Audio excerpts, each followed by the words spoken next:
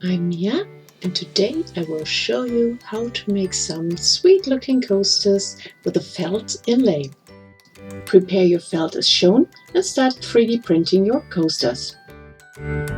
Pause your print after 2 mm are printed or 4 mm when you are printing your base. Now place your prepared felt on your print. Make sure to straighten it out properly so that it will lay completely flat on your print. Also make sure that your glue is sticking properly everywhere. I'm using glue drop sheets, but any non-flammable glue will do. When you are all set, resume your print. It is important to watch the next layer. Make sure that the plastic is sticking properly on your felt and that nothing will curl up.